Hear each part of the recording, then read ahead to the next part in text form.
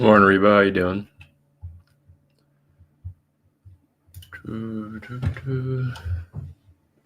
All right. And we are up and running.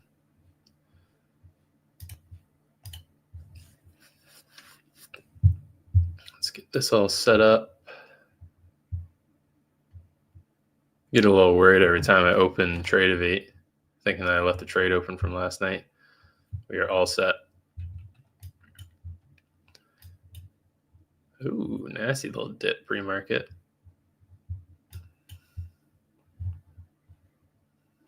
And that would have been a nice hold.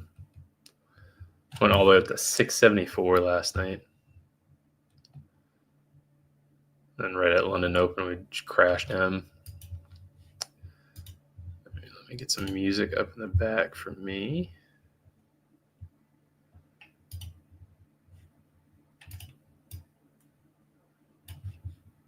Get the stream alert out.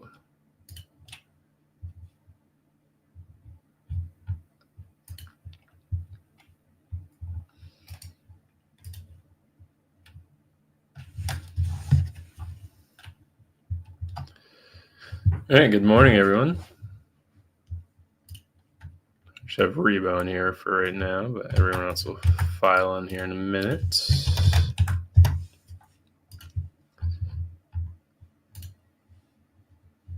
I'm sure I'll answer this a good few times throughout the stream today. I'm actually going to get Discord up on this computer, so I don't have to hop between that.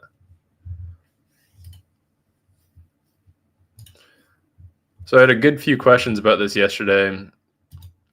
What do I do when the initial balance breakout's pretty much right when it closes? Yesterday we had the initial bounce low form or high form first, then the low, the new high form first right at 10:15, so just before 10:30. And then we closed, and we're looking at the 10:15 candle. If we go down to the 5 minutes, look clearing. You can see we closed just barely below that IB. It took out a new high with like 3 minutes left, and then went maybe wick down 20 cents, took it with a wick, and then went and broke the IB. So a trade like this, like what we had yesterday, that's just a no trade. There's no reason for us to get into a position. The risk reward, we always want to pull back, and this point was just hammered home for me on Friday last week. We had a pullback all the way to 618.12. I tried getting in a little earlier than I should because I didn't think we were going to pull back. I ended up taking 2 small losses on it, and then it continued in the direction that I was looking for. Great example of what we were looking for yesterday, and then it just never ended up going and taking the IB 50, never really had any retracement whatsoever. It had a move down to 619.90, sorry, and then we broke the IB at 620.22. So it was like a 20-cent break, maybe 8 points, I think, maybe 10 points. So just no trade on that yesterday. And then for the trade that we had last night, I think Marshall's in here. Yeah, he is. That trade that we had last night was based on this trend break. I think I can, there we go. I can draw a line right here. It's a little difficult to see on Trade of 8, but if you can see that orange line, let me try to make it a different color for you. Maybe white will work, and then I can make the thickness. Yeah, there we go. So that was the trend line break from last night. I entered on the confirmation of the break over VWAP as well, and then ended up selling it super early. Only got 21 out of it, but it scaled over all of them, thankfully. And then it ended up hitting that. The PT was at 25,641. The reason being that was the fair value gap on that trend that we established, or a little imbalance, whatever you want to call it. There's a lot of support resistance at that level from yesterday, so that's where I put the PT. 25,641 ended up hitting it. and went all the way up to 25,674, and then London session kind of just destroyed that London Open, especially that 3 a.m. Open. So what we're going to do for today, same thing we did yesterday, just look for the IB. Yeah, no problem. I know it wasn't that big of a win, but I thought we were going to have more struggle, which we did. It took, I hate charting on Trade-Evate, but I'm not going to do it on Project X because I didn't take it there. It took an hour and a half for it to break through 25.6, so I'm not really that upset that I closed there. I don't think I would have wanted to hold it for that long through that level. Like, it would have ended up being like a 3-hour trade, so did have to have a little patience, but did not deploy it. And then for today's session, speaking of which, too, yesterday was the smallest. I went and back tested this. Yesterday was the smallest IB that we've had on SPY outside of that half day that we had last week. Smallest IB that we've had on SPY for, I think, like, aside from the half days. I think it was like 3 weeks of trading. It was very tight. Even if we had gotten a perfect retracement to 50%, SPY broke on like the first 2 seconds of the IB yesterday, so nothing we could have taken there anyway. Going over to Qs, we mark out our previous day's 50. The first thing I actually want to do before we do that, we are still within this little pennant, nasty little thing here. Very clear trend line up. We're making higher lows. Very clear trend line down, making lower highs. So one of these two levels is going to give coming up here within, should be at most, oh, let me use the wicks on this. I'll draw 2 different ones. Should be at most the next 5 days. So we have 4 or 5 trading days within this trend before we break out. I think it's more so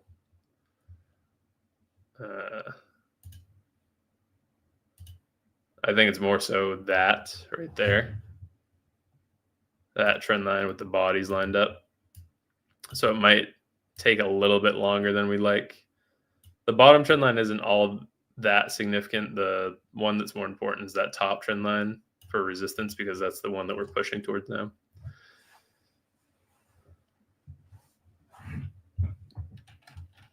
So that's what I'm expecting for a trend line break. What we have for data today, forget to pull up Edgeful. I need to pull up the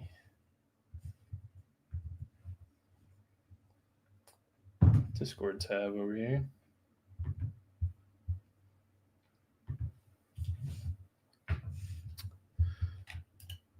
Pull up Edgeful. Never wants to remember my login, does it?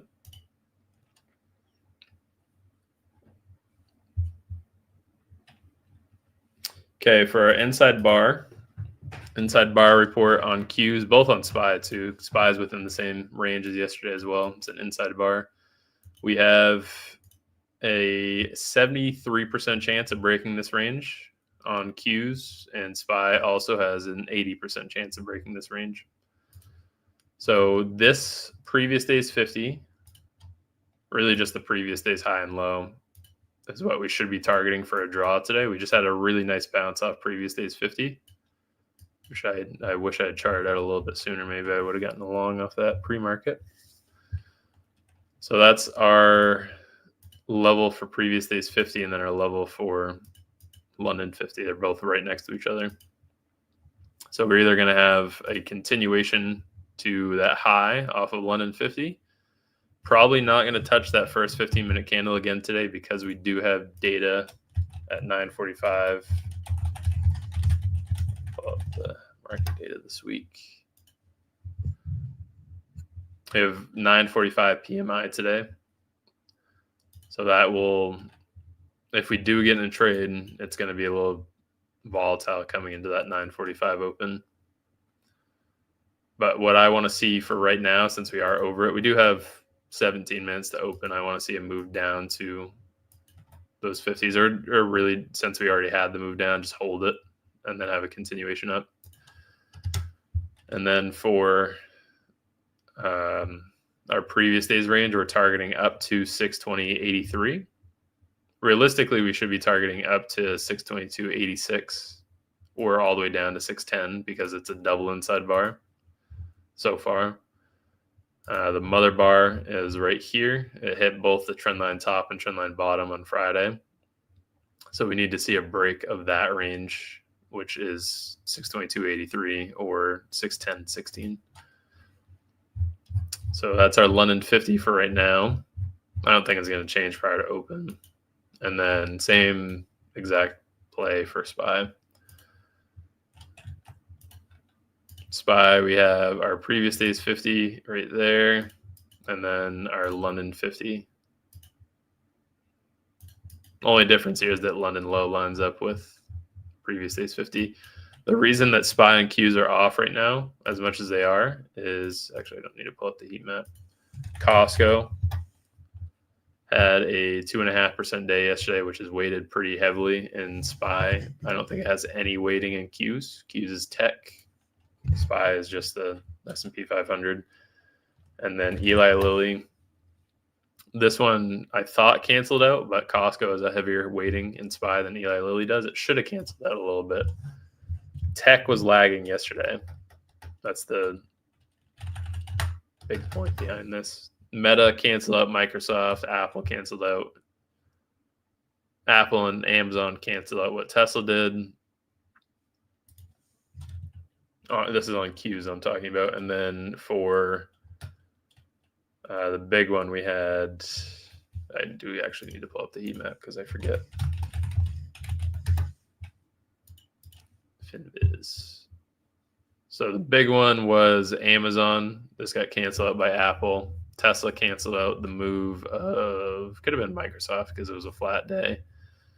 But the big section was down here in banking and asset management. These ones all pretty much canceled out what the drop was on big tech, NVIDIA, Avgo, those ones. Healthcare didn't do well whatsoever. But it was pretty mixed on the S&P. But if we go and pull up the NASDAQ heat map, and it might do the same thing for today, we'll see. If we go and pick the NASDAQ heat map, it looks a little bit worse. It's a lot of green for the smaller holdings. Not so good for NVIDIA, Avgo, AMD, MU, Apple. So for today, we don't really have any gap fill that we'll be targeting. It's 0.12%, which is the lowest measure. These ones usually fill with a wick into open. So it's an 86% chance that we get this filled. Don't really care about that with how small the gap is. The one that I'm looking for is the inside bar stat, especially because we're on kind of a dry streak with it. We stayed within yesterday's range yesterday. We stayed within yesterday's range or previous day's range on 12:30. Does London 50 only work on futures? It does not. You can use it on individuals as well. Tesla looks like it worked perfectly yesterday.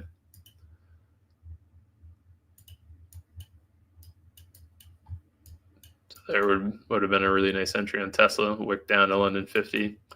The reason it works better on futures is because individuals you can't really, I mean, for options you could enter, but individuals are a little more difficult to have timely entries with the London 50.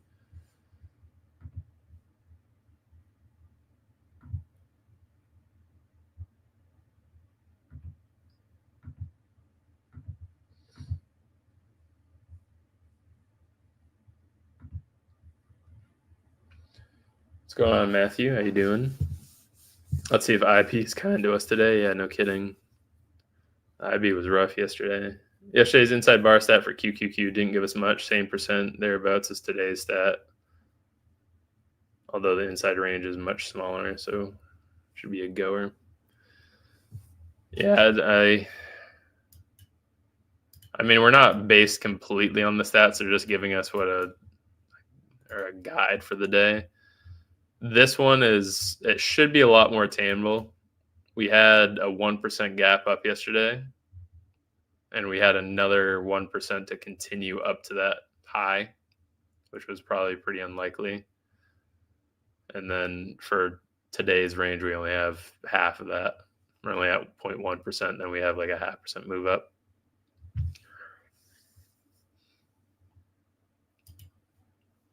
These lines on the chart are the London 50. You can't seem to set a take profit or a stop loss on trade bait for group trades. How many accounts are you copy trading, Eddie?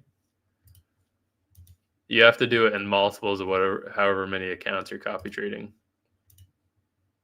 So it has to be 5, 10, 15, 20. And then when you set the stop loss on those trades, so let's say you do 2 entries of 5 MNQ, you have to change it up. You have to change this to 10 and then click on the chart and put your stop and limit.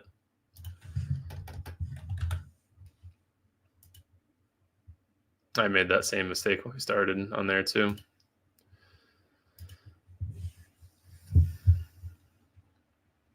What about indices like NASDAQ 100? Yeah, that's what I traded on. QQQ is what I do London 50 on. Carlito.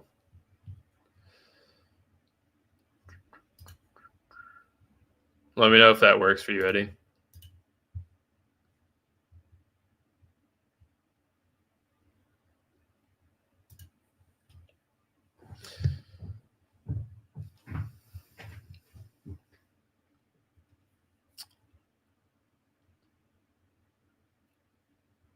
Is Edgefield range New York session low and high, or does it include 4 a.m. low? That's for the London 50. That's not the Edgefield range. The Edgefield range is just, oh, I understand what you mean now. It's the entire range of yesterday.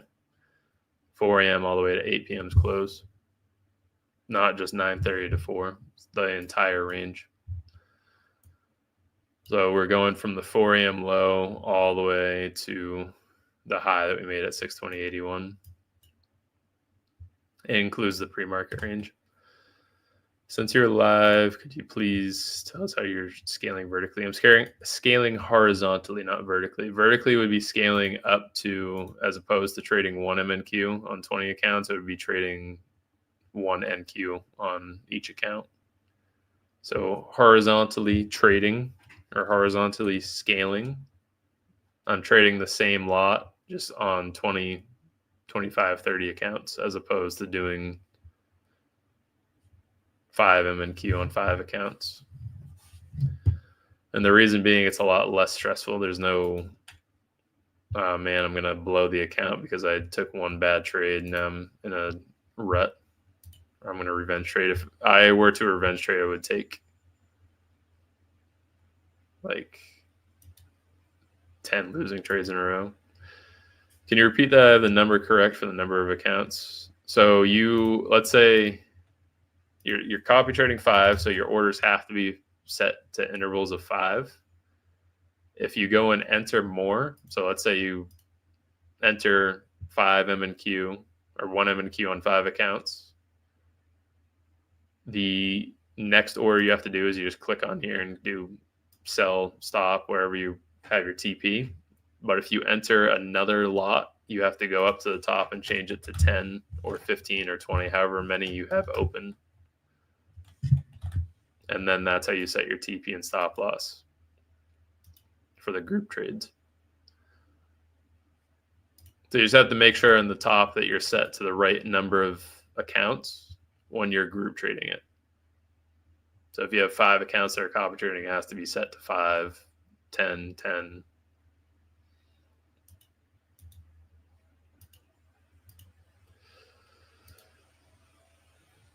Good, Rocky. How you doing? What's going on? Where are the red and green NQ yesterday range? Is that Fibonacci? That's the red and green ones. That's the initial bounce from yesterday that I was talking about earlier. We never got an entry on the IB because it closed pretty much right where the IB was, unfortunately. So hopefully we'll get a better IB today. I think what we'll get into open is a move. We might get a really quick wick down to that gap fill.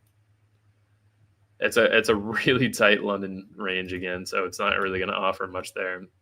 I think we'll get a really quick fill down to the gap, and then we'll get a push up to previous day's high. And vice versa. If we close underneath London 50, we'll get a move down. We do have PMI at 945, just so everyone is aware. So probably not going to take a trade off of the opening candle. If we do, then we're going to have to get it or look to get out before 945. Did that work, Eddie? That make the adjustments for you? I made a mistake yesterday after I got off the live. I was in a QQQ long. It was either a long or a short, and it entered. And this is probably the worst part about Trade-Evate for me. Is I left the limit order in, and it ended up filling that limit order. So I had my stop loss and my take profit. I closed the trade, but it left the stop, and the stop ended up getting filled, and I ended up losing like $97 on the trade. Can't see it because it was on yesterday's session, but it was like right around 2 o'clock, 2:30, and it had the stop market fill or buy market fill, buy stop, whatever it was. So every time I need to remember to exit, click this exit at market, close, or cancel. I was very upset about that yesterday. Looks like it. Awesome.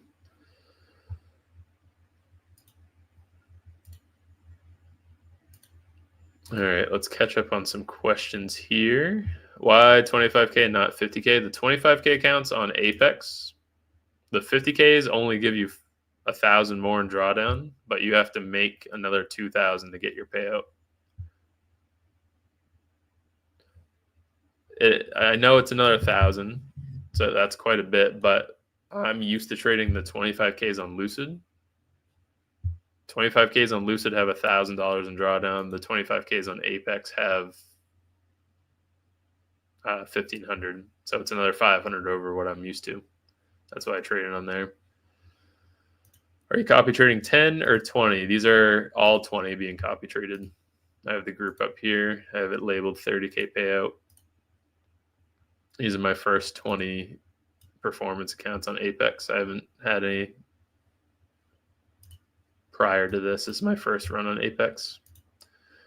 Did you try to pass the evals ASAP, or did it take you slow during funded? I went a little harder on these Apex accounts because of the sale. So I went through 29 of them. I blew 9, funded the other 20. But I did go harder on it because I have the ability to. If you guys don't, this is excuse me, this is why I put my video yesterday. If you're rushed or if you don't want to rush, that depends on how large you go in the eval. The funded account should be traded the same regardless, 1 to 2 MNQ. Copy trade that over all your funded accounts. That's a 5 to 1 NQ trade or 5 MNQ. So for the 25Ks, I typically stick with 1 MNQ. And this was all off of 1 MNQ last night. It scales over each account. So $58 isn't very much if you're just trading one account, but copy trade over 20, it's a $1,000 day. Shop for those.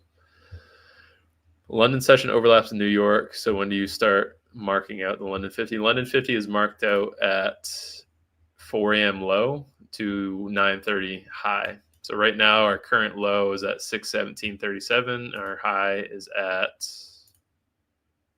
619.58.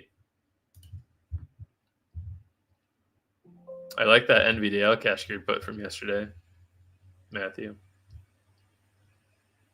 That was nice. Or the covered call, sorry.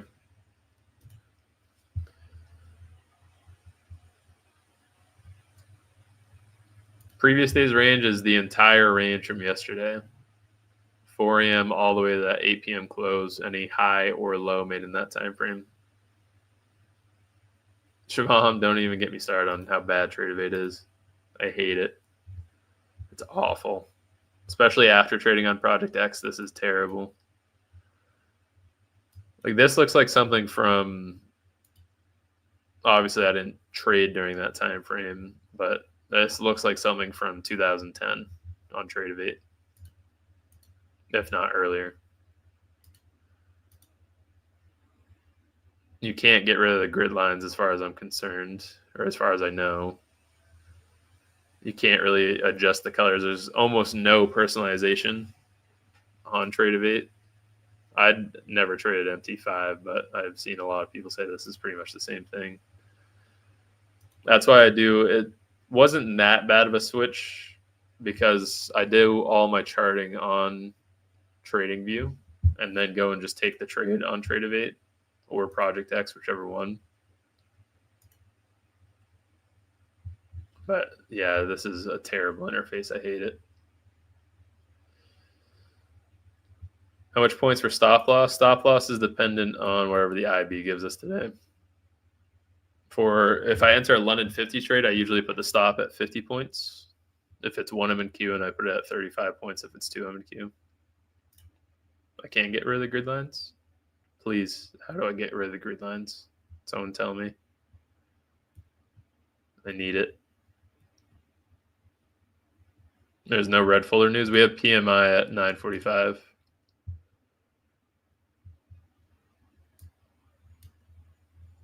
I don't consider PMI red folder news, but it's damn close. It also depends on what the news is that we get. There we go. We're open. It's really nice bounce off both London 50 and previous days 50. For our gap fill stat, we're in the second bracket, so it's a 50-50 that we get the fill down. We might not get a fill. I do think it's going to target previous day's high pretty quick. Let's see if I had anything drawn on here before. There we go. That should be the outcome that we get today.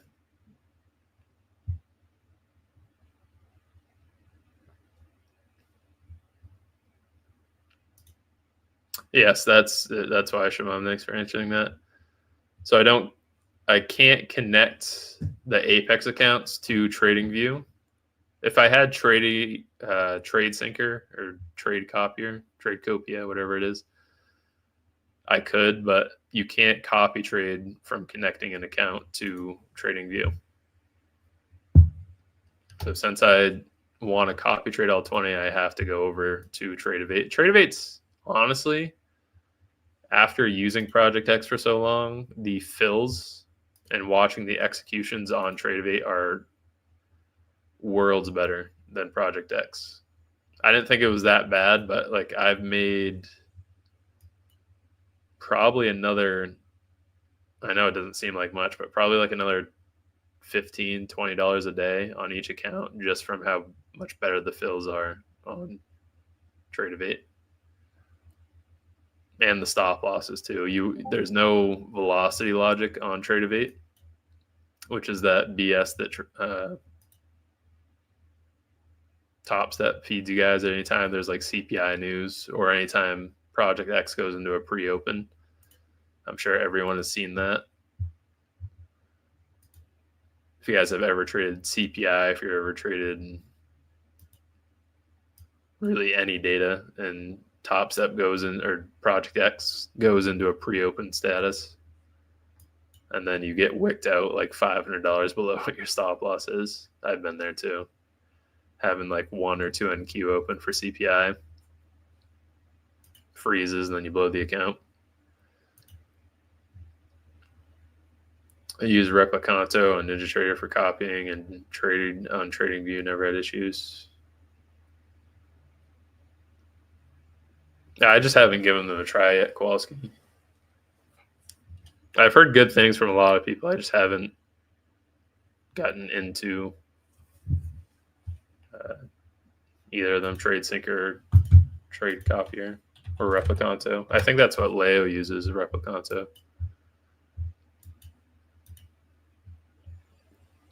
So I want to see preferably up to previous day's high, since that one's a lot closer.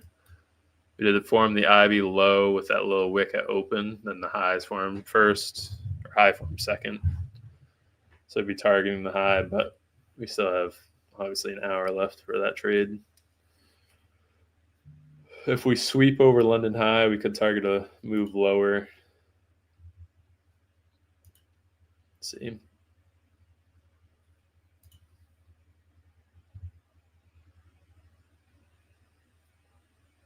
Are you able to copy trade your TP and stop loss? Yes.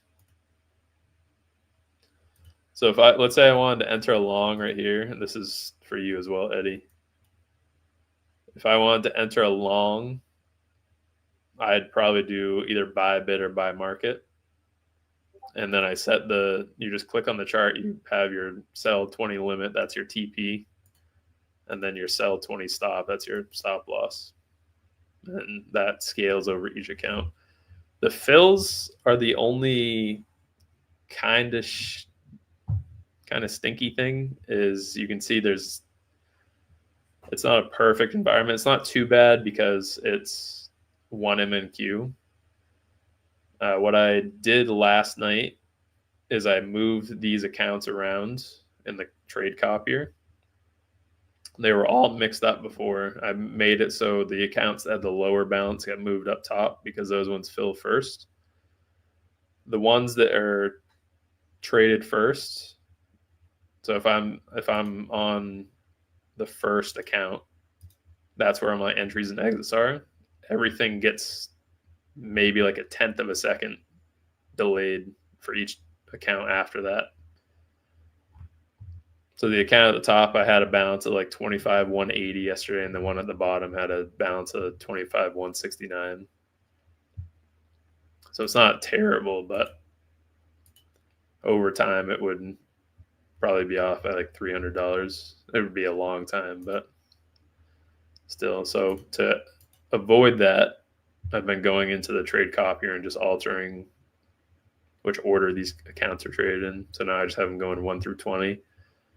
Yesterday it was like account 1, 3, 4, 20, 18, just a random order. But this way I'll just switch up 1 through 20 and then 20 through 1, and vice versa. Tradebait is terribly ugly. I hate it. It's disgusting. We don't really have anything for a psych level today. We're way over 25.6, so that should be off the table. Actually, also where we bounced off of London 50, previous day's 50. And then we might get up to 25.7. It's just below yesterday's high, which should hit. And we'll put a wick over it.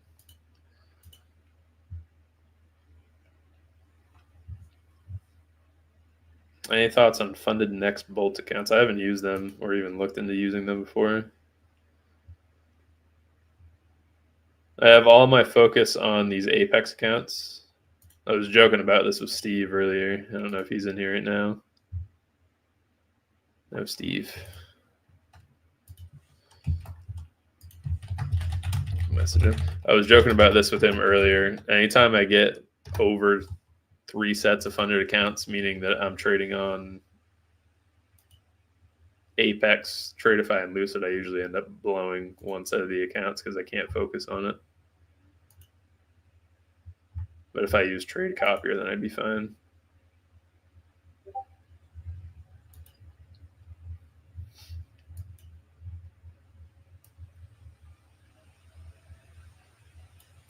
Same thing for SPY too. I actually have no wick on the bottom of this candle, so it might be a drawdown. I want to see London 50 and then up to previous day's high. SPY looks a little bit cleaner than Q's yet again. QQQ was sloppy yesterday. That was terrible.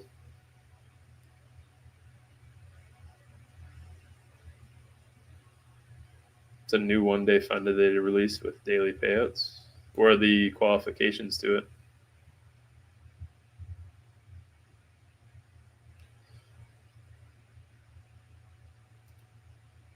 I'll have to look through them.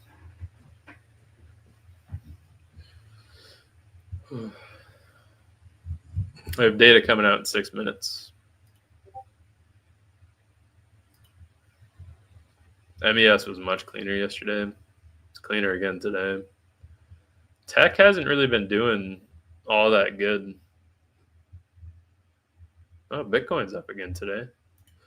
Like Nvidia's been doing all right, but it's just for the past 3 weeks it's been inversing every day that it's made.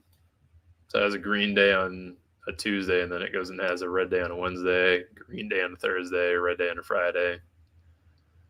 But especially for the past 2 weeks, it has a opening wick, and then whatever that direction of that wick is, it just inverses that and chops for the rest of the day. It's kind of screwing the direction on Qs. But SPY doesn't have as bad of a weighting on NVIDIA, so it's not that big of an issue. That's why it's been cleaner. HIMS is back at 35 and Bull's back at 870. Very nice. Should be a lot higher on MSCR, I feel. It's getting there. 50K account, $99, no activation fee, 50% consistency removal add-on. So the add-on's probably like another $100, I'm guessing. MSTX $4 cash geared put. I added another 1,000 shares, 1,200 shares of it. That's why I put my Lucid payout towards last week. I had 1,200 shares at 420 walnuts.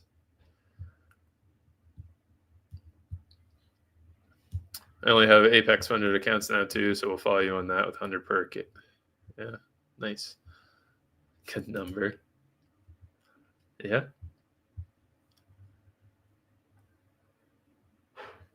I really don't mind if this was $1,000 drawdown on Apex, it would be an issue, but I don't mind that it's 1,500 with trailing intraday drawdown. As long as I stay over 1,000 on the drawdown, I'm not too worried. But I also trail the stop loss up behind by like 20 points most of the time, 25 points. So even if a trade does go deep green and then flips on us, we're only going to be down like $100 on the drawdown at most. It's not that bad.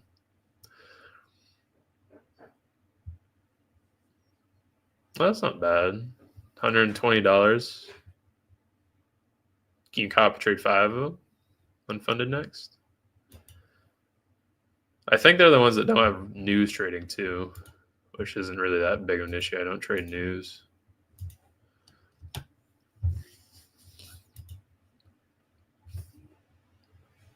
As long it can't be worse than Polar Prime. That one was 5 minutes before and after news. You couldn't even be in a trade. If you were, then it just blew the account.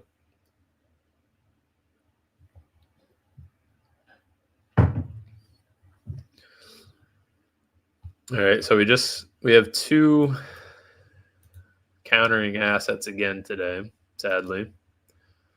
So Q's just made an IB high into a new IB low right there. SPY hasn't made a new IB low. Q's would be targeting downside. SPY would be targeting upside. Data in 2 minutes should fix this for us. Hopefully.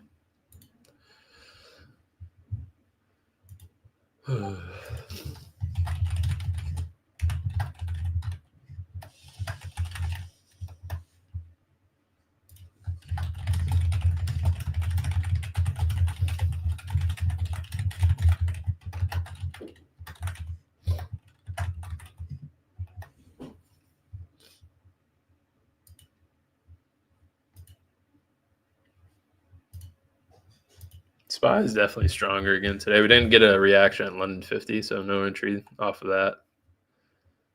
Almost got to it.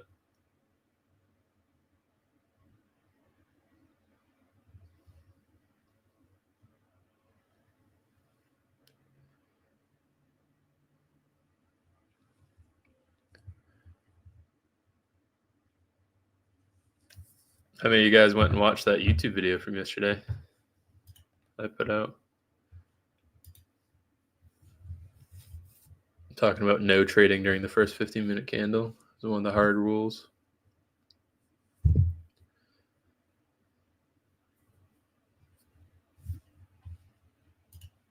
Awesome.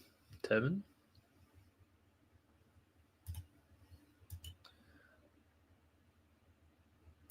Another question. We got 2 minutes here while we're waiting. How many people in here? What's going on to everybody, by the way? Waldive, how you doing? Zoo? How many people think that we're going to get another Stranger Things episode on Wednesday? Anyone biting on that? May not be that many people that are watching in here. Tuesdays for Semperfi, I wanted to answer this. I'm glad you're in the stream for this. For the IB trade, make sure you're using it on QQQ and not on MNQ. So QQQ for a Tuesday. I'll show you how much this differs. For a Tuesday on QQQ, these are our numbers right here, 73.85. If we go over to MNQ,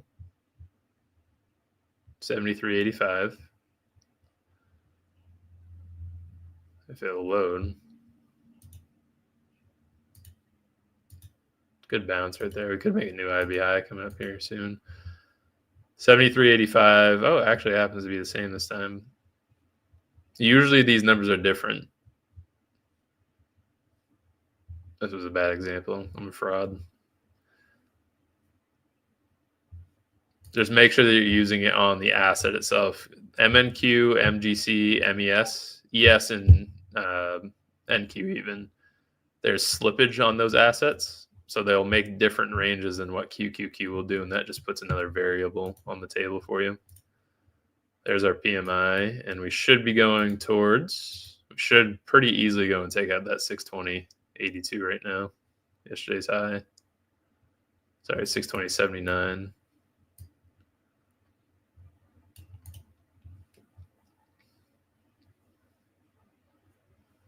Yeah, ever profit, go for it. And DM me. You guys can always DM me. Might take me a while to get to them because I'm getting quite a few nowadays. But I typically answer them pretty timely. Here comes our previous day's high. There's long to never look back. These candles really aren't all that big. It's not like we're missing too much. It's giving us a better range on the IB, and SPY and Qs are lined up now. So not too much worry there. Mag 7 is mixed. Google, Amazon, Nvidia are green. Meta, Tesla, Microsoft, Apple are red. Yeah. I don't really have to look at those now. If you see Qs making a completely different range than SPY, that's usually the case, especially if we go over on the screener for this. It's an even easier shortcut, but we are perfectly split right now. 17% bullish, 17% bearish, and this is lit up like a Christmas tree. Which I always say, first thing Andre said to me, if that looks like a Christmas tree, it's probably going sideways. There's our previous day's high taken. Pretty tricky to see because the lines aren't perfect, but if you guys look in the top left, right about here, I think. Let me look at the stream. Right about, oh, I can't move my, we took it now, but you can see the high that we made on that candle. Did go over that. It's a shame we didn't get down to London 50 there. We missed it by a couple of cents and then had a really strong reaction. Regardless, it was a nice move up. It's made a nice inversion on the 5-minute as well.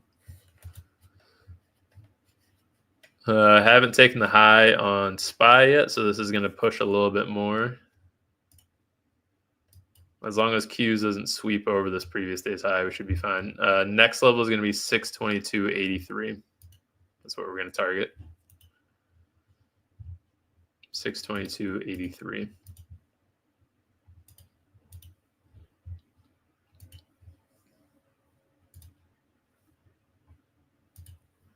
go long and go to sleep, it looks like. For Qs, the one thing that I don't really like right now, I'm still probably going to take it, but it should be overdue a loss for the IB high getting taken.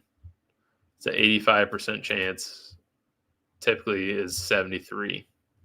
So it's 12% over what the average is.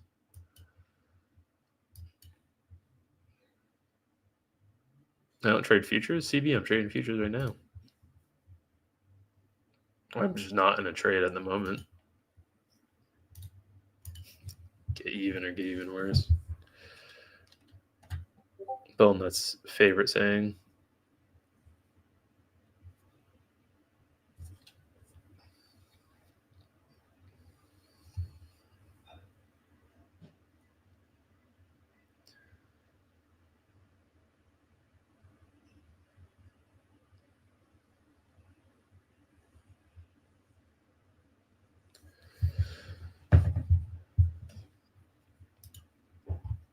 Oh, gap fill didn't really do anything today because it was too small of a gap. It was a 50-50 for that gap filling, 53-47%. The inside bar, though, this one is back up, should be back up to 75 tomorrow because we took yesterday's high. Now, on the larger time frame, we should be going up towards that trend line top, which is up to 622.64. Once we get over that, we will maintain a pretty easy long bias for a couple of weeks because this is the implied break on this pattern is the distance from the establishing trend, which in this case is 8.5%. So we drag that over here, and that should be our implied break over the next couple of weeks. So use the same time frame. In this case, it was October 29th. Let's say it breaks tomorrow. We get lucky and it has a breakout tomorrow. Then we drag that over to the same start time, and this would be our implied move up into March 17th is when we'd want to see that fulfilled. That would be up to 670, which is $30, $32 over current all-time highs. It's taking everything with it, though, which is nice for today. Beautiful on the IB now. So we have 40 minutes until this is formed. We want to see a move back down to 50%. There's plenty of time for that to happen. SPY just took its previous day's high. I wish there was a little more confluence I could have used for a long entry there. Ideally, we would have gotten in just right before open because these candles were a beautiful sweep of previous day's 50 and London 50. It would have been a great entry on one. Obviously, PMI helped significantly. Probably wouldn't have made this move without data. So we want to see a move down for that IB50, and then we'll get a pop back up. That's what we'll be targeting for today. Careful, Trump speaking. Thank you.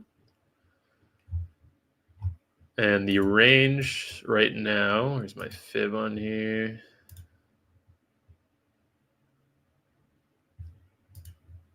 Looks like we do have some slippage on M and Q. Charts aren't quite lined up. So we are looking for down to, I don't need any of those. Make that wait, make that wait, make that one wait. I can't believe people used to chart on this regularly. It's disgusting.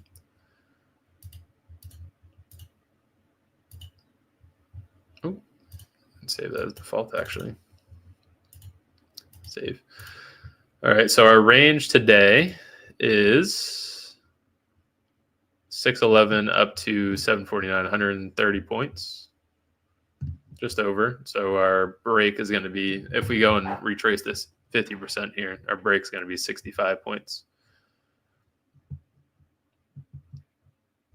Mike Ross, if you think this is a big range, this is the same range so far as yesterday, but This is a big IB range, and we still went and broke it on Friday. This one was a 420 point range on the IB. And then the break, or 400 point range, the break ended up being, from the retracement, ended up being 180 points. And it happened right at 10:45. So we might, time will tell. We still have over 30 minutes.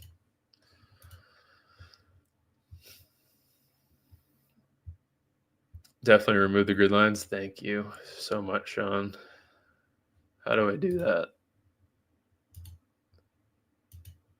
Oh my gosh, it looks so much better. Oh, it looks so much better. Thank you so much, Sean. Thank you.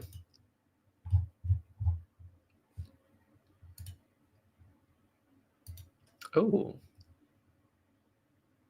Oh, that's just the color scheme. Can I change the colors on here?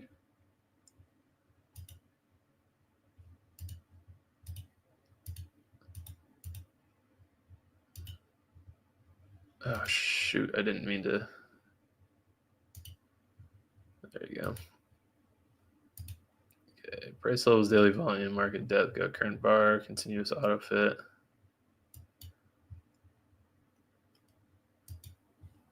that looks 10 times better. And they were starting to get somewhere with Trade of 8. If this is the IB high, then the 50 will be in line with the 15-minute orb high. Yes. Yep. That's that blue line right there. It was just barely over it. That's the retest that we're looking for. We won't take that trade until 10:23. That's as early as I'll front run it. For right now, there's 25 minutes of development that can happen in that time frame.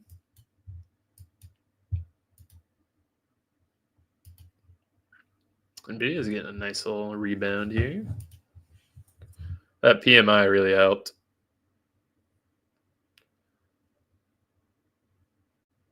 Oh man, what's going on with, how did MSCR just go red? Unbelievable. The stock sucks. So Oxel's back at 53. What the heck? I was at 35 last week. It's back at 53. I was going to ask about the front runner being NQ moves big quick. Yeah, I'll front run it up to 10:23. So 7 minutes before the IB's formed. Yesterday, if this has happened a few times where it just chops, barely makes a new IB high, so it switches the direction you're looking for, and then breaks the IB high right away. Just no trade on that. No entry, no trade. Let's move on.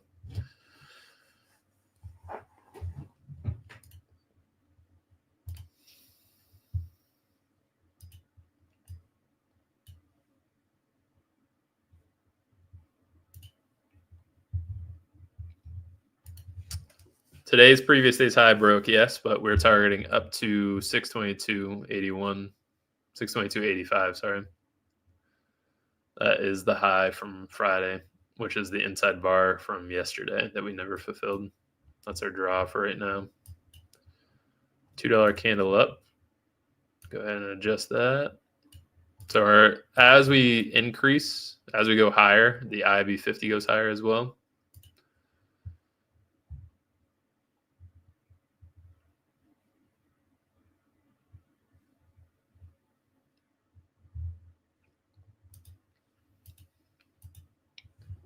$690 on SPY is going to be a psych level that we have a little struggle at. That's where we are right now. SPY doesn't really have much for resistance. 690.31's next, and then 691.65. We should reject 690 for a little bit. These Qs might come down here for us. The IB50 is no longer right at that 15-minute orb high. It's at 620.39 now. Why 1023? That's just what I've found works in terms of front running it. You don't want to go too early. Like if I take an entry at 10 o'clock, that's still 30 minutes left on the IB to do something. Preferably, I get the entry after the IB's formed or at like 10:28 or 10:29. What about the GAT fill since it has a high chance of filling? The GAT fill stat only had a 50-50 chance for today. 53.47 on Qs. It was a 0.2% gap up, 0.23. So it's only 50-50. It's not a high chance that we go and fill. If it was less than that, then yeah, it was 86, but we came up and went just over 0.2. So not looking at that. Just on to the IB per Tuesday now. And we want to see it wick back down to 620.37. That will be our entry. We'll take one M&Q there. And our stop loss will be the IB low. Take profit will be the IB high. Good morning, kiddo. How you doing?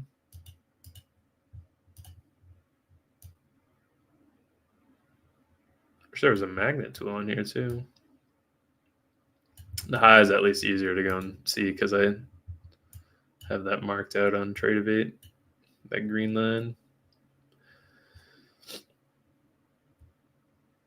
No problem, Kurt. Silver looking to double top.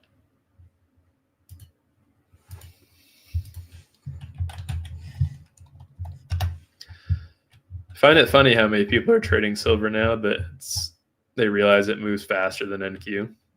So you go and buy 15. I see so many posts of this on social media now. You go and buy 15 silver longs or shorts, and you either make $70,000 or you blow your account. But you only see the people post that they made 70,000. No one's going to post that they blew an account trying to trade silver.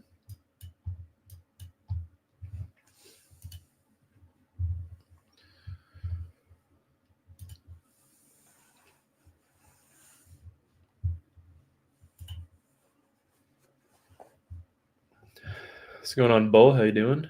First time here. Welcome in. So we are just about at that trend line top now. This would have been a beautiful long. I'm disappointed I didn't jump into anything. Can't catch every move. Same thing for Friday. It would have been a perfect short, and that was like a 400-point drop that we could have capitalized on. Didn't do anything with that. Right now we are at our low is 25,608 for today. So it's a 170-point range now. Means our IB is going to be 85 points. It's the difference between trading futures and options. Futures doesn't have time decay on it. You could still take the same trades, but on futures, you can hold the trade for an hour, 2 hours, 3 hours, and nothing's going to change. Options, you're going to lose 50% of the value if you hold it for 3 hours. What's up, Roland? Scalp short and long. Wonderful day. Yeah, I'm regretful that I didn't go long. Let's see how much it missed London 50 by on that wick. 618.47. It was on the 9:45 end of that 9:30 candle. 9:45 5-minute. If it had gotten a little tiny bit lower, we could have taken an entry. It's okay. Making a nice top candle now. So we want it to come all the way back down to 620.47. That's where 50% is.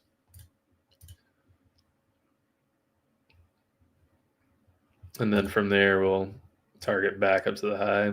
Should reject at this trend line top too. If we break this today, we're going to have several weeks of upside. Also, if you guys remember what I mentioned for the first trading day of the year, January 2nd, in this case, the color of that candle inverse is what we do for the next couple of months, typically. Honestly, inverse is what we do for the year. So like January last year, this is just a quick example. Last January, we also opened with a red candle. Where is it? Doji candle, actually, scratch that. But the next couple of months, we didn't really do anything with that doji candle. And then we had that nasty downside in March. But with the size of this red candle we put in, inverse what we'll do for the next couple of months, we should have some pretty good upside coming up here. Good little pivot there. So we have, excuse me, we have 14 minutes before we can enter a trade on this.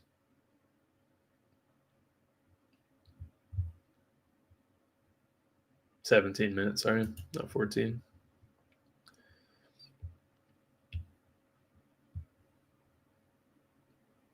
How much you got in your Apex today, Roland? If I may ask. I'm guessing 168. 168 times 18, and then there's going to be one account at the bottom that has like 3,000.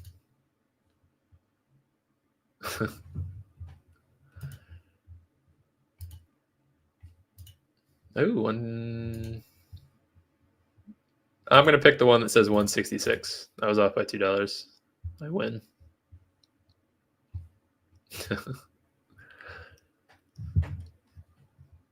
Pretty nice. Very nice. 200 for the elite requirements. I get you. Is that trade copier? Trade Sync or Tradeify? Do you use a limit order at 50% IB at 1023 or wait for the candle confirmation? Sometimes I put a limit there. Most of the time I just watch it and then I'll do a market order.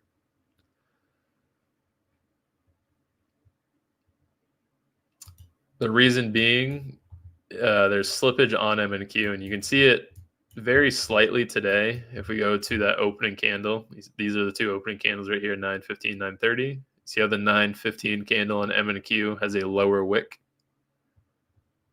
Probably even look the same for the 845 and 9 o'clock, but we have a lower wick here. If you go over to Qs, that wick is much higher for 945 versus 915. So the reason I don't put market orders, the reason I don't put limit orders is it might be off by 5 to 10 points, like this one was. So this candle should have a wick that's at like 612 instead it made a wick that's at 608. So it's off by 4 points in that case. So the pre-market candle too. So I always watch on Qs and then just take the trade on M and Q or whatever platform I'm using. That's also, to go into answering your question from earlier, Semperfi, that's also why I don't use MNQ or MGC or MES. SPY for ES, Faye. SPY is ES. QQQ is NQ, IWM is RTY, and I actually don't know the one for the Dow.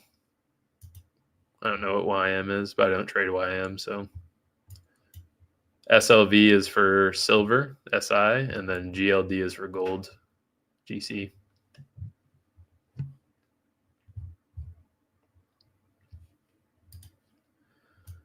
Just about taking out Friday's high right now. Very close.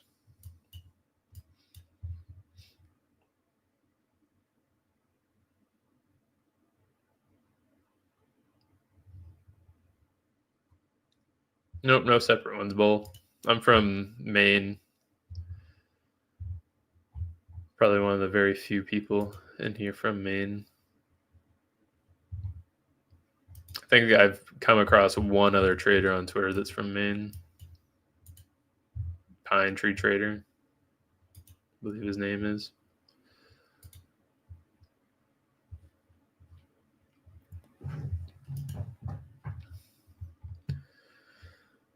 I forgot to add this in the video from yesterday, but this helps with getting payouts as well quite a bit, or just trading in general. 80% of the time price is moving in a direction, it will continue moving that direction. Only 20% of the time it pivots. That's why we're always looking for a continuation on price. That's why the IB stat works so well, because it lines up with that 80% stat. So our continuation is based on not us trying to catch the top and find a pivot there, because that only happens 20% of the time. Our continuation is waiting for the pivot to happen, pivot down into a discount zone, which is either IB 50, London 50, previous days 50, and then go long from there.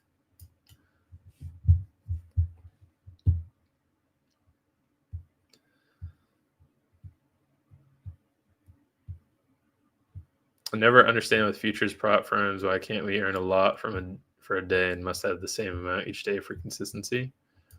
It keeps people from coming in and doing exactly what I just said, going on silver.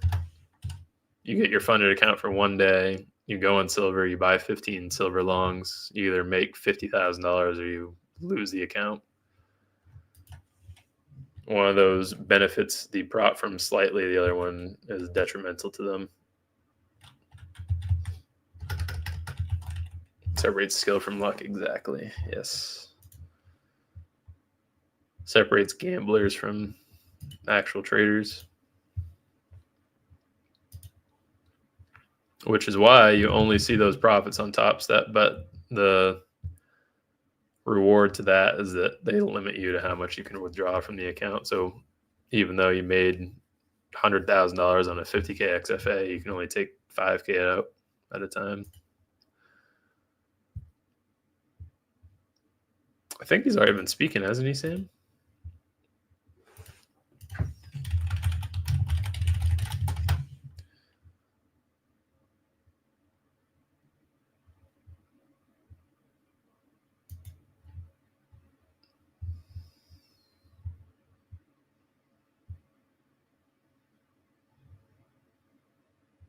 Oh, yeah, there's the orange man. A little fist bump. Still going to be looking for the same pullback. We have 12 minutes before we can take this trade now. What price will we be selling Tesla shares? Looking for it to go green, and then I'm going to target the $23 covered calls, Roland.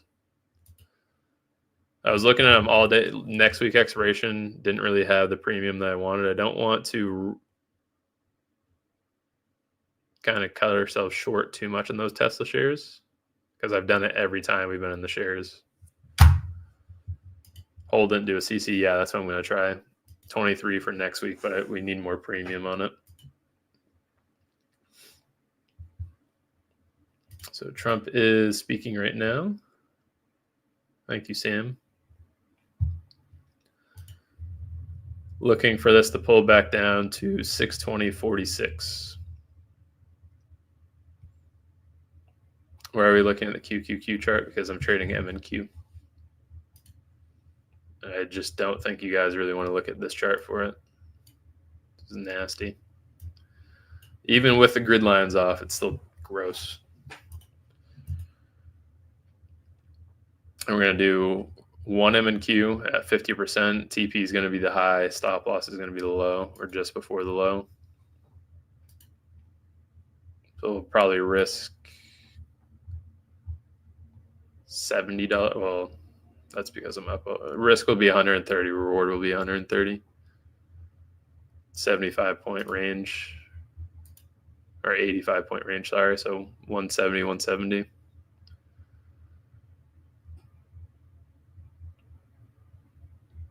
Our entry is ideally 25,690. If we end up not getting a pullback, then it's going to be the same thing as yesterday, and we just don't take a trade on it, sadly. But yesterday should have been a fluke. The IB break like what we had yesterday doesn't happen all that often.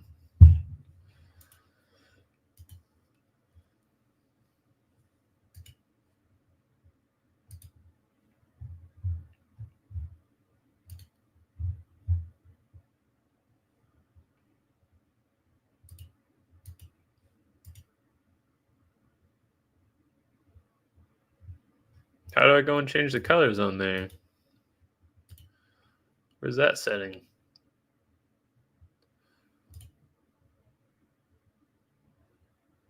Chart elements, indicators, template list, chart settings, fills and orders, price levels, daily volume, market depth, go to current bar, autofill chart, color scheme, light and dark. That's the only thing I can do.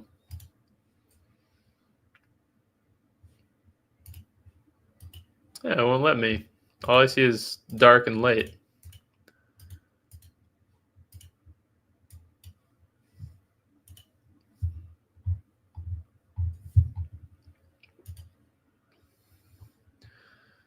What range on M&Q were you trading on 25K evals? This, whatever the IB range is for the day. For today, it's 80 points. And then for the evals, I did, instead of doing one M&Q, I'd do 3. So I had 3x the size on them. It's also dependent on what you want to do in terms of like your own personal money situation. Not saying that as a bad thing. I'm just saying if you are okay with blowing $19 on an eval and then either passing it real quick or trading it slowly, that's up to you. Like if you don't mind taking a couple $100 and throwing that at an eval and being a little riskier with it. But the funded accounts should all be traded the same, just 1 to 2 M&Q scaled over all the accounts as opposed to trading 5 M&Q. Click color scheme and use the little square symbols, these. Oh. Okay, I'll mess around with that later. Thank you, guys.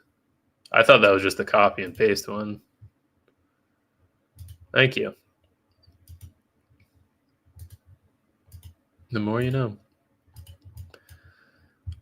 All right, that's a pretty damn good pivot candle up there. Hopefully within the next 10 minutes here, we get down to 50%, then we can take it.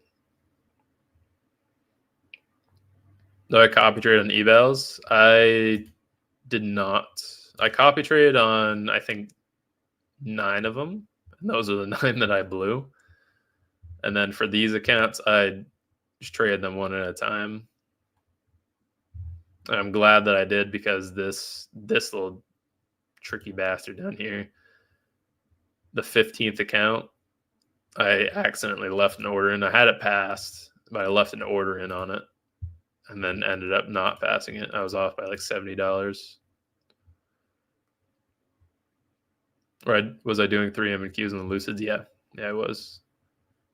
You could do 2 M&Q on Lucid because it's a little tighter.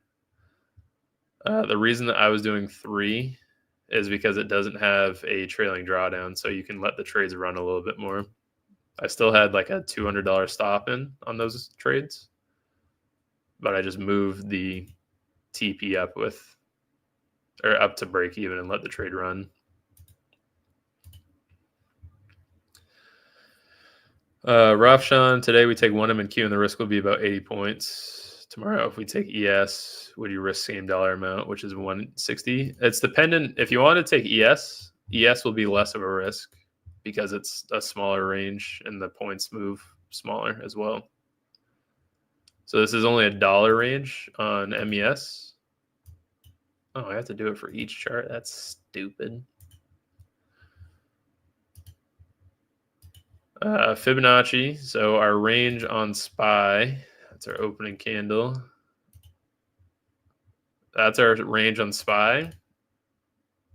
So it would only be 14 points. I don't know what that correlates to for, I think it's $1 a point on 1 MES. Is that correct? So your risk on MES would be 140. Your risk on QQQ today would be like 170. Yeah, no problem, Zoo. It's for the Lucid accounts, like I just said, it's all dependent on what you want to do in terms of passing it. But for Lucid, there's zero rush. There's no reason to go and size up on those because it's a one-time payment. The only reason that I sized up on Apex as much as I did was because it's monthly recurring. And the monthly recurring on Apex is like 3 times as much as what you would pay for that promo. So instead of being like 36 or 19, it would be 65 or $80 without the promo. Click on the previous settings and it saves your settings. Thank you. Thank you.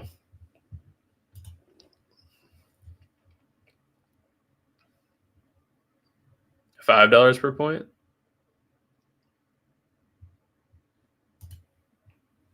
On MES. So this would be just under, that's not very much. 14 points, that would only correlate to $70. Oh, there you go, though. If you want to risk less, you can go and trade MES. I might trade MES today as well. I was going to trade MES yesterday for the IB, but it just never ended up giving us an entry. Same with Qs, but Qs I just like trading. Moves a little quicker. It's less boring. Does Edgefill have a report that shows data on percent price returns to the IB 50 after the IB is completed? It does, yes. So that is the IB by retracement report right here. And that's after the IB is formed and broken. I almost never use this one. Scratch that. I never use this one because I'm never looking to trade after the IB is broken. Yesterday, it looked like it worked for the retracement pretty well. It ended up going all the way down to 80%, but you can see how the percent chances drop off significantly after the IB is broken. And that's because there's barely any trading that happens during the afternoon session. Unless there's FOMC that day, there's almost no trading for the afternoon. No volume, no trading, no direction.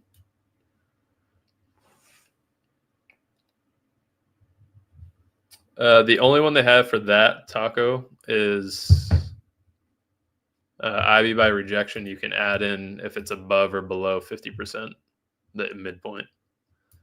That's the only one they have.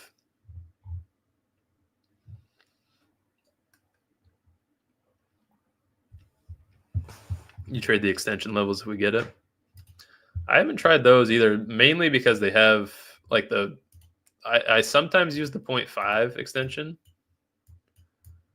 but we barely ever hit 0.5 or 1. The only days that we do are when the IB is a low or a small range, and then you have news that comes out in the afternoon. That's the only ones that I've observed that end up hitting like 1 or 1.5 plus. The reason that I just use the IB itself is because it's a 96% stat. So it happens typically happens 5 out of 5 days of the week. Would you say Edge will help you to be profitable? 100%. I would have never figured out the IB and all the stats behind the IB without Edgeful.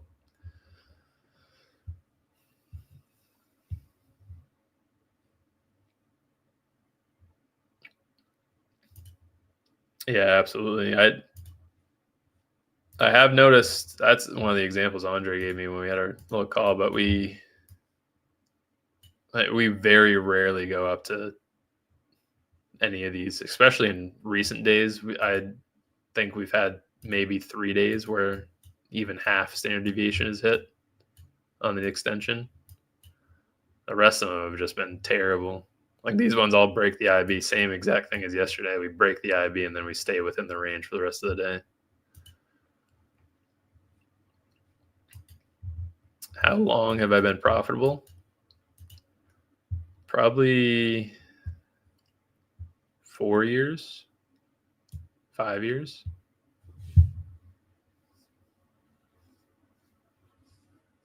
Yeah, 5 years, I'd say.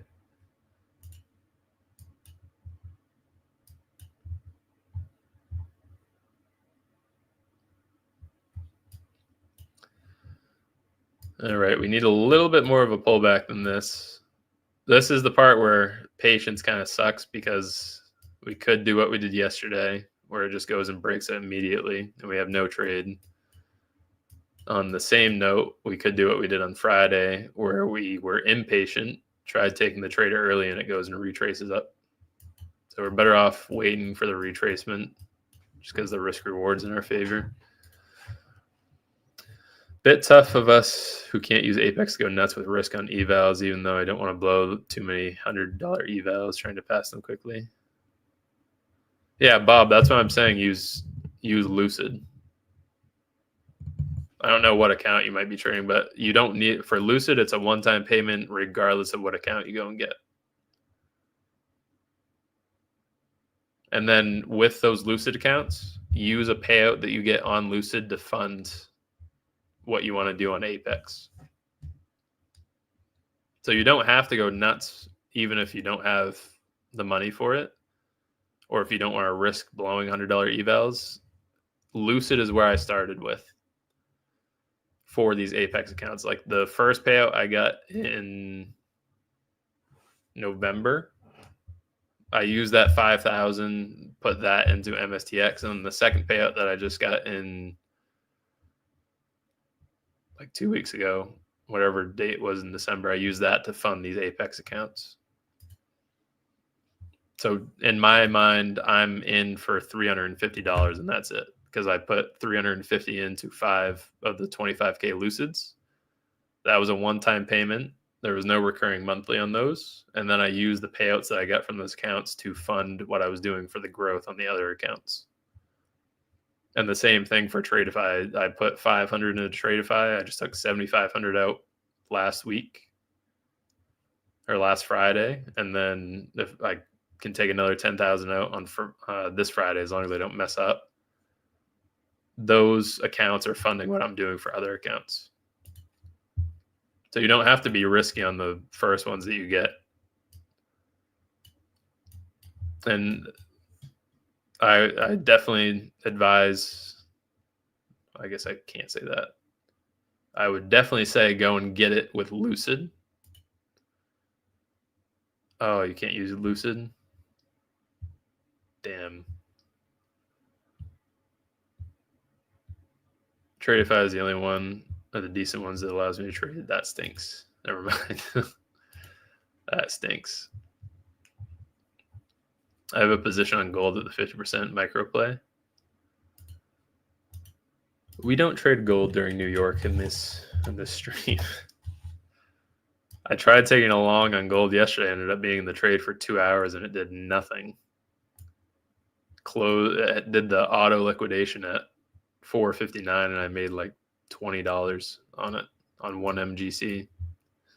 But yes, this looks pretty good for a continuation up. This is a perfect representation of what we want to see for the IB, which we are not getting on Qs right now. We didn't even get like a quarter of a retracement, which kind of stinks. Do you wait for a retracement at 25% of IB and then you wait for confirmation candle? I look for it to hit 50%. The reason that I don't enter up here, Friday is a perfect example of not having patience. I took 2 losses trying to short to the IB low because I did not wait for the retracement. Patience is the hardest factor in this. And then if we just don't end up taking a trade, in my eyes, there's no reason for us to go in and risk, because the risk to this trade is technically the IB low breaking. Obviously, we can put a 40-point stop in or a 35-point stop on one, but our reward right now, if we entered the trade at this moment, would be 8 points, because that's where the high is. 778. We're at 771 right now, and there's 2 minutes left in the trade. So our reward is essentially nothing, and our risk would be the entire 190-point range that we've made, which kind of stinks.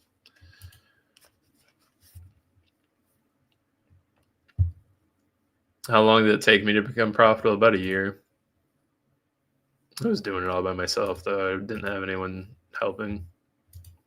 I'm just brute forcing it.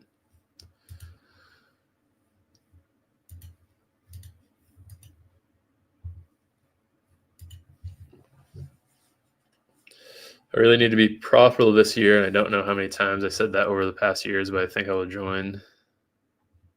I'm also tired of joining. If you don't like it, then you can leave after. But most of it, we've had, I think, an 84% retention since we've been open. Really, it all comes down to just sizing down. The amount of people that I've seen turn profitable from sizing down, like Roland, you were probably already profitable before this. I don't know how many payouts you may have been getting.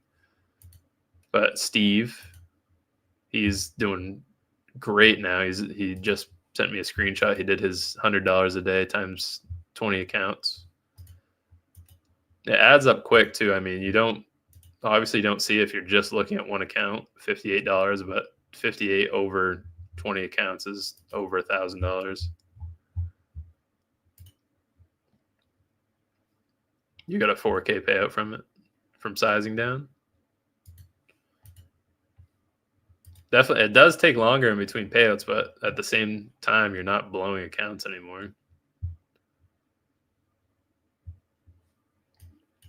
All right, there we go. We formed our IB. We want to pull back down to, at the very least, we want previous day's high. I'll take an entry there. That doesn't look, it looks like it's going to replicate what we did yesterday.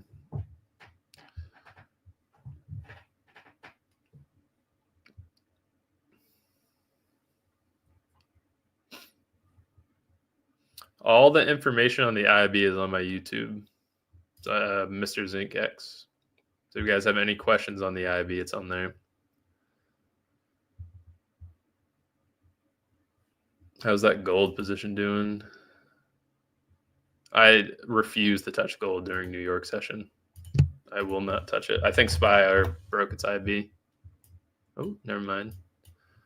That's a good pivot candle, so we might get lucky here. It's looking like we're going to replicate what we did yesterday. Sadly. And if it's no entry, there's no point in risking. It would be a 13-point trade right now. It's $50 on 2MNQ, which would be nice, but then we have unbelievable risk on that. It's 8 points off taking the high. What roadmap would you suggest to learn the IB? I already just answered that one. I work in tech plus 100% disabled veteran. This is my third month of trading. I'm funding about 150K, even though that's not real, but you know what I mean. Yeah, I get you. My goal is to become profitable enough to make at least 3/4 my corporate salary to retire from corp. It's doable. There we go. We're getting a nice pullback here. I might take an entry right there. That's a pretty nice pivot to 25,750.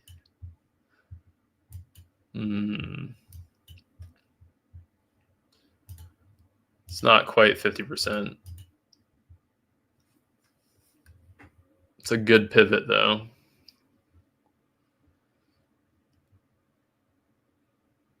Could go 1-to-1 with this right now. It's only a 20-point reward, though. Say if you guys wanted to take an entry, you could enter with 1-to-1 on this. 25,778 would be your target. That's the high. And then you can just put a 1-to-1 risk reward on it. I'm tempted. Mainly because I don't think we're going to get that big of a pullback today. What's up, Randy? I'm up 58 right now. Tempted to take an IB long, which won. And then just risk 20 points on it. I think it's going to go and take the IB right here. I don't think we're going to get a pullback to our 50% today. You got my 4K payout from sizing down, not blowing my account too. Good. Sizing down is everyone's crutch. That's why I post it every single day. Because the worst thing you can do is go on social media, Twitter and Instagram, and see someone make like a 5K trade. You have no idea how many accounts they blew, how many trial and error runs they made getting that trade. On the same note, that's how much did it cost them to get into that position mentally. Most people just want to go and show the wins. Oh, man, I really want to go long right now. We have a nice 5-minute retracement into this pretty heavy demand zone since we're over it, supply demand. On the same note, I want to wait for 50%.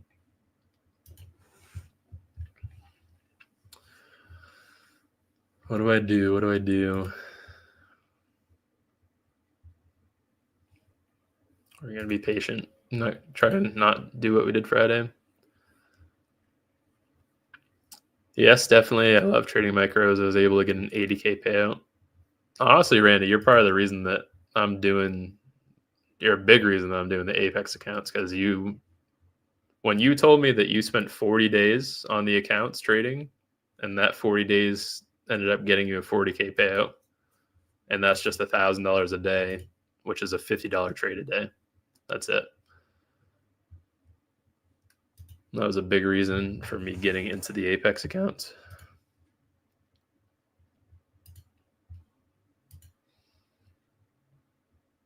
You're waiting for this 15-minute candle close. The 5-minute looks decent.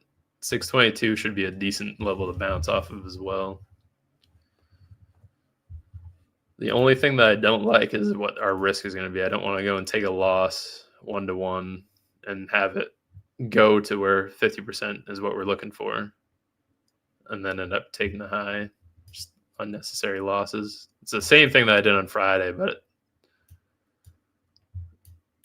trying to be patient. I really do want to take a long on this candle. I think it's going to go right up to that IB high.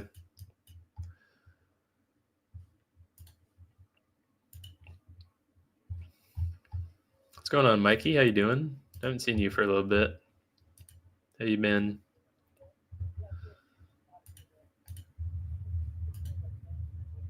Little sabbatical? Welcome back. You as well. Was St. Nick good to you this year?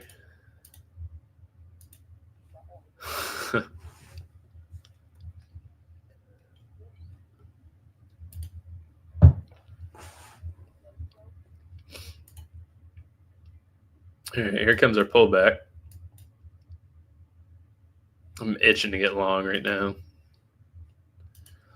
SPY is a little bit closer than Q, so this is looking like I'll take the trade on SPY as opposed to trading on an M and Q. Another reason I don't want to take the entry too close to that high is because we are somewhat overdue a loss on the IB high getting taken first. A little engulfing candle here right now too. Rewards growing.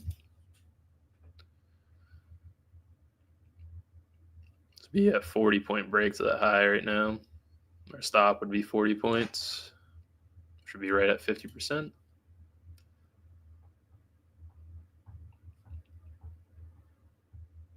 The patience part of this trade is so difficult.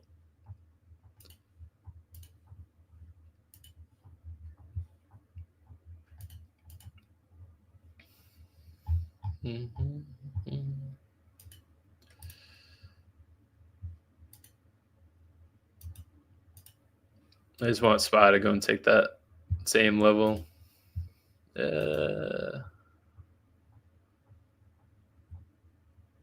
Pretty close to taking it there too. That's 25% of the retracement. Might be all we get today. Let's put that 25% on.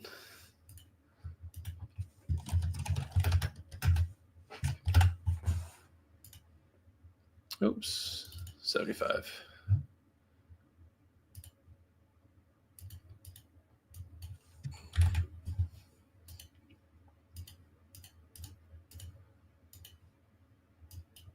That's what we just went and hit.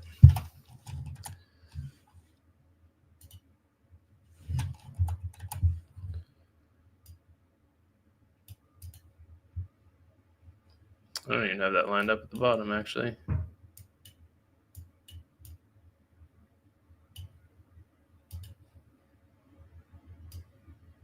There we go. Couldn't quite give us a full pullback. It's a good level to pull back to, though. 75%, quarter of the fair value, quarter of the IB.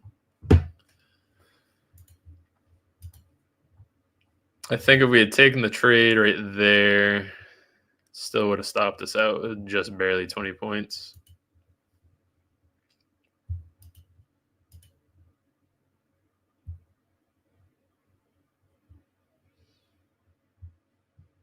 $750 is a psych level too.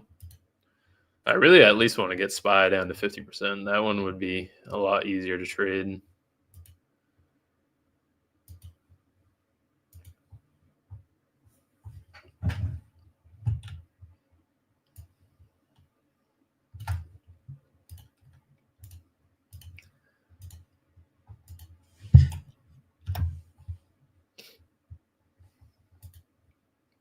Dip a little bit more for me, SPY.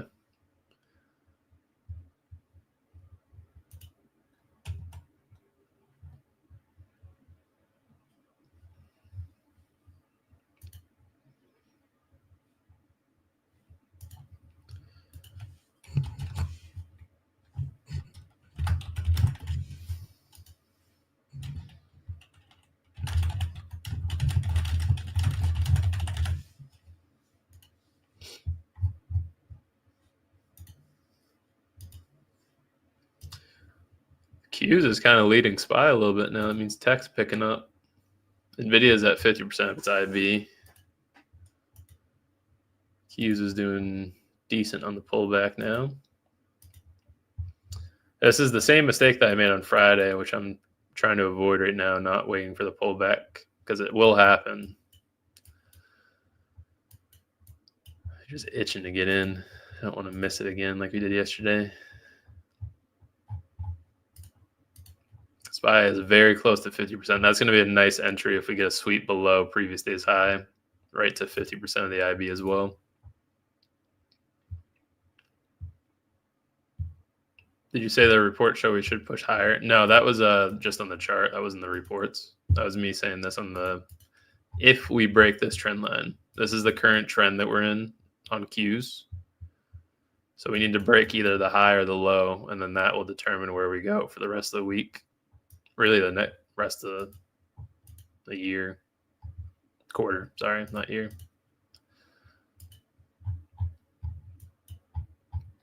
All right, just a little bit more, please. Right at 25%, it's holding pretty well.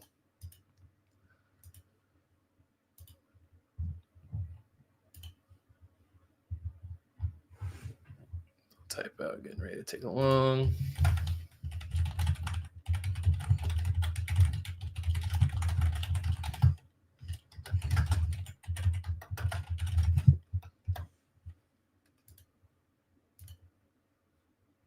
It's holding 75%. I don't know if we'll get to 50.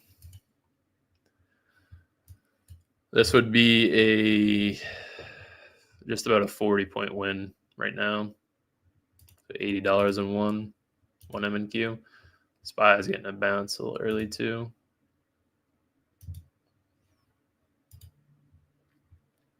I wonder if Edgewell has a report that shows if the first day of the week is bullish, how likely we are to close green. Yeah, it has the opening candle continuation, and you can set it to the daily time frame. Where's that report? I can see the numbers in the top left, so we're not going to miss anything here. ESFI has a weaker stat for the IB on a Tuesday. Let's see. Check that first, then we'll go and look at. Yeah, this one was 50-50 last week too. It's growing though. It means that it's due for a win. Because this one also has a 73% average. I remember checking this last week and the week before on a Tuesday, because those are when we took those two losses. Last Tuesday we just never took the entry because it got to like 80% of the IB retraced. But the Tuesday before that, this one was a loss on Qs. I ended up taking. But SPY that Tuesday was reading like a 45-50% chance. Last week it was a 50-50, and then now it's up to 60-40. Back to the opening candle continuation. You can set it to, you can go to custom and set it to 3 hours is as high as you can go, it looks like. Sorry, I used to say 4 hours on here. And then that will tell you what the remaining candles will do.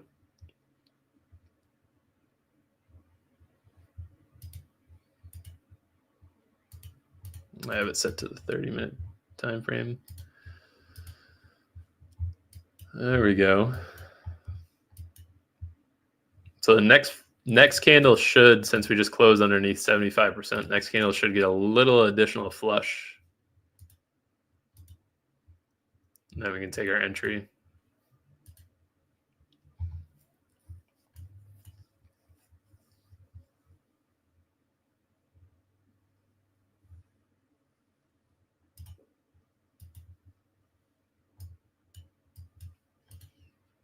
Looks pretty good on both of these right now.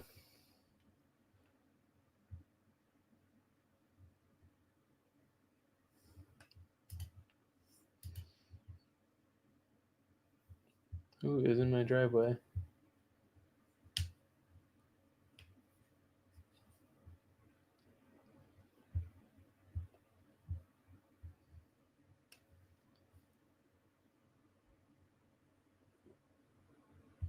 No idea who that is. You can wait, I'm about to get in a trade.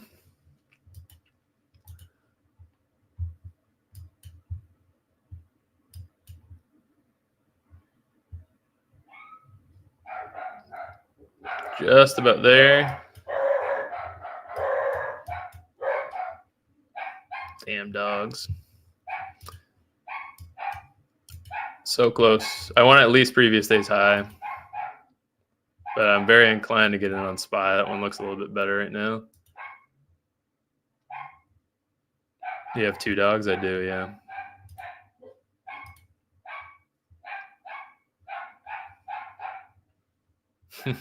Dog said strangers, go get them. They did. My wife's out there. She can go talk to him.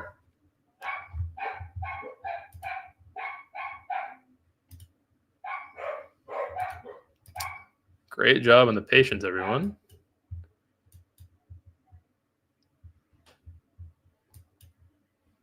Oh, the guy's already gone. All right, 5 minutes. Getting a little weaker on the way down, which is okay. Oh, don't inverse it quite yet. I was getting ready to go long, too.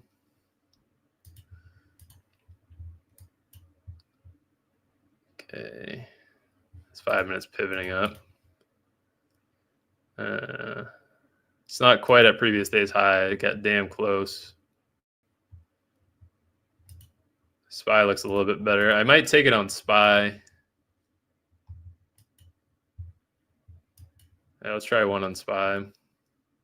If we waited this long, it'll be a little bit longer. Just get down there. Another 30 cents.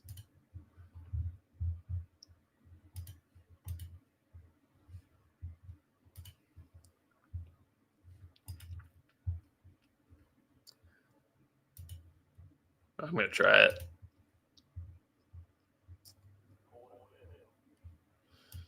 Whew. Okay, TP is going to be at the high for SPY. Sell 20 limit. This one's going to move a lot slower. I'm probably still going to take it on MNQ. I just got long on one MES.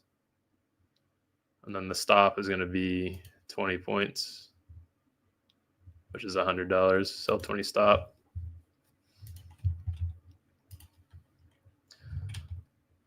This is looking for the IB high. Entry was 69.65. Qs is going to be a little bit better, but SPY is going to, I like SPY more because it's almost at 50%. Q is almost at 50% too. It's not very far off.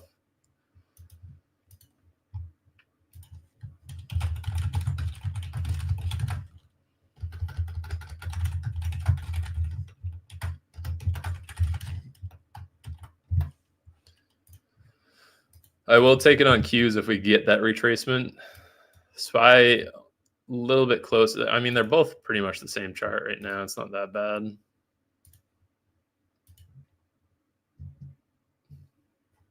NQ about to do it too. It's been a waiting game and a half. Got a decent entry on that. It's not too bad. So we're looking for the IB high to break. What's the name of the strategy you're using for Invesco? That's the IB strategy. It's on my YouTube. It's also on Edgeful. They have videos on it.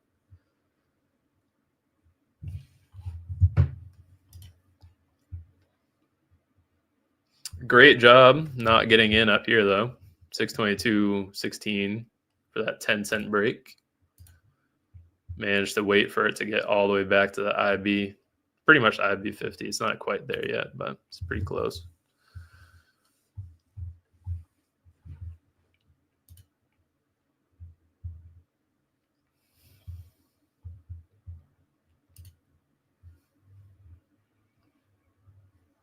And then we'll move the stop up with it as well. Probably don't need the stop as far down as it is, but I don't think... we have plenty of time before it gets to that level. We don't need to worry about it hitting the full stop. We'll be able to make adjustments along the way. What made you think it's going down first instead of taking it immediately? Well, that's the whole concept of the strategy, is waiting for the retracement. And there's no reason, like I was saying on MNQ. So we closed that candle. The IB candle closed at 25,772. And the IB high is 25,778. So our reward on that trade was 6 points. If we had taken it right when that candle closed, there's no reason for us to risk a 40-point candle when the break is only going to be 6 points. So we're going to make $12 or we're going to risk $80. It doesn't make sense. So we want to wait for it to retrace down, and then we want to take the long up to the IB high because that's what the stat's telling us. Do you use NFP or CPI for eval reporting? I do not. I don't trade news at all. Still waiting. I'm in the trade on MES. I'm still waiting on Qs, but I'm in the trade on MES. It's down here. It's at negative 125 right now.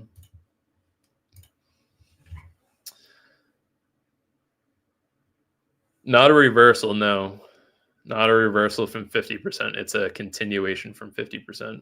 So we're looking for it to make the IB, and then we want it to go and bink, ding down, hit 50% ideally, and then play a continuation for the long.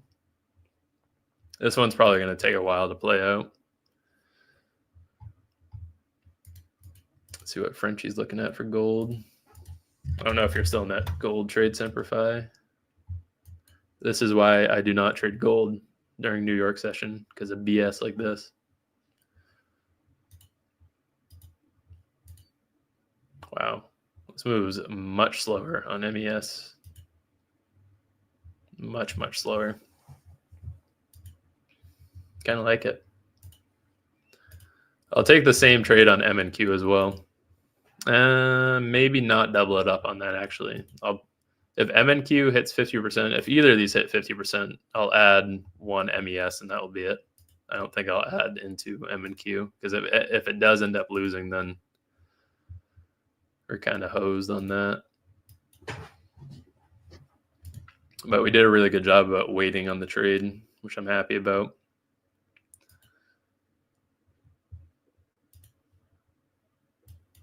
It's almost at 50% right now, and then I can add another one.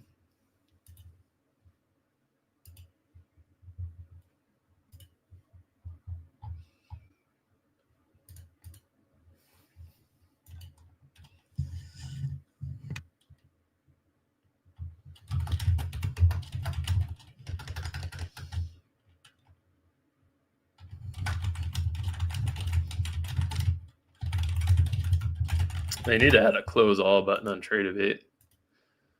There's 50%. It might be overdue a loss, which kind of stink. I'm going to add another one on MES. I'm going to have the same stop, sell 20 stop, and then sell 20 limit up there at the high.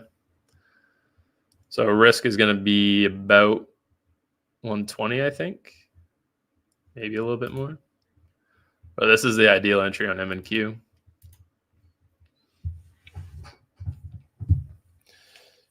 Now we wait. It's not looking that good on MES. Down 53 right now.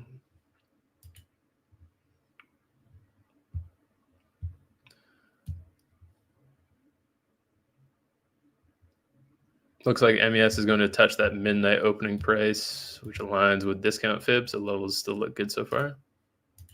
Yeah, I mean, I'm not worried about the IB. If it doesn't play out, then it just doesn't play out. But at the very least, what we didn't do, we learned from the mistake on Friday last week. Wait for the retracement. This would have been the perfect entry on Qs right here. Qs is a little higher of a risk for today because of how big the range is. So maybe that's why I steered clear of that as well. Because that pivot on M and Q, it's at 50% right now. The high is 80 points, the low is 80 points. So the risk is $80 or 80 points, $160. So I got stopped on one eval account, took gold on the other 4 and made 107 profit. Unfortunately, I was not copy trading 5, which I thought I was on trade of 8. Lost 1 and gain on 4 accounts. So it's not too bad.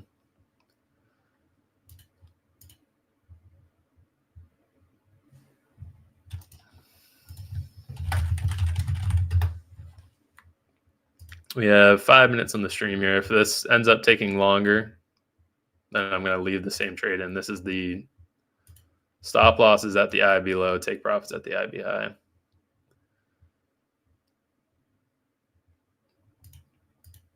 Not doubling up with M and Q.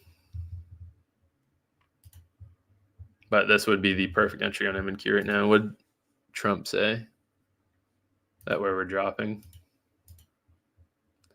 Don't go and take the IB low. What do you say? Supreme Court sets Friday as opinion day with tariffs pending. The U.S. Supreme Court has designated Friday as opinion day, signaling that this will be the first opportunity for a verdict on President Donald Trump's global tariffs. That wouldn't be good. A bunch of put flow coming in on SPY and Qs. And well, I don't use flow. But if it ends up failing, then it ends up failing. But at the very least, we didn't take the entry way up here. So there's that. And the invalidation is the IB low. If it ends up invalidating, then this is it ended up being overdue for a loss, but I like the sweep we're getting right now so far.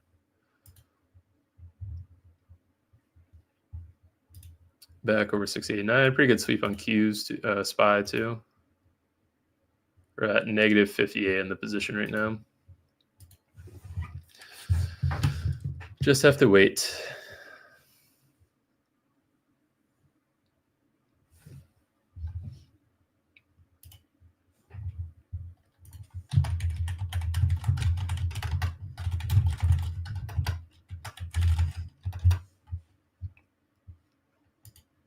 Get a little rebound. I do want to take it on M and Q. This is perfect. This is as good as it gets on M and Q right now. I just don't want to size up too much. MES is almost back over 50% too, so it's not too bad. How many micros do you have on per? I have 2 right now. I'm in 2 MES. Either 2 MES or 1 M&Q. That's what I would do on them. The range is $160 today.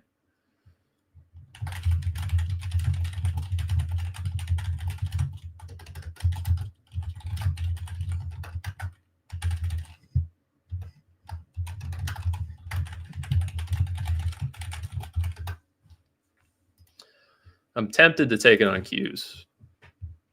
Very tempted. So what we should see now is the shoot right back up.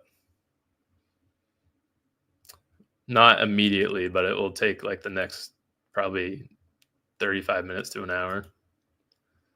And then that's our IB high stat fulfilled. Perfect perfect show of how the stat works. 50% retracement and then right up.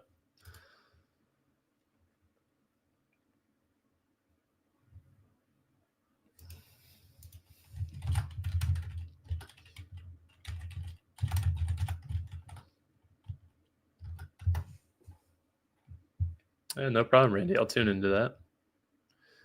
I'll be speaking on these prop trading fests. I'll be speaking about the same thing you were mentioning during the live, trading micros and stuff. It's free if you guys want to register. I'll tune into it, Randy, for sure. Follow-up question: if you enter slightly above 50%, do you still put your stop at the IB low, or no matter how far it is? Yeah. So what I did here, I did enter early on MES, and that's showing in the P&L. The stop loss is still at the IB low because that's where it's invalidated. The only thing that skews, unfortunately, is your risk reward.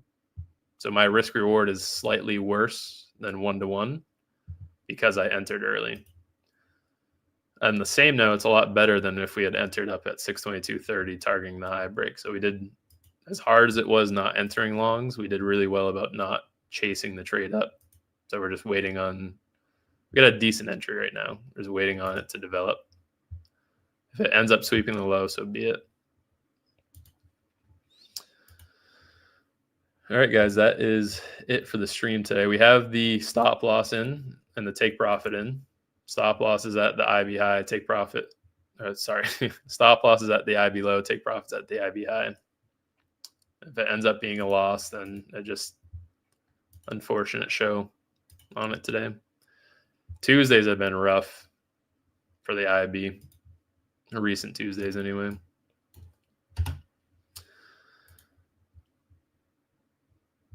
All right, guys, I will see you later. We have the stop loss in, take profit in. It could take another hour, which is why I'm not going to sit around and wait for it. This took 30 minutes for us to retrace down, and that was long enough. So we'll just wait for it. We have the orders running. Time will tell. All right, guys, have a great rest of your day. If you have any questions, DM me. No, that'll do it. I'll see you guys later. And I'll get a recap post on this later, even if it loses or wins. We just have to wait.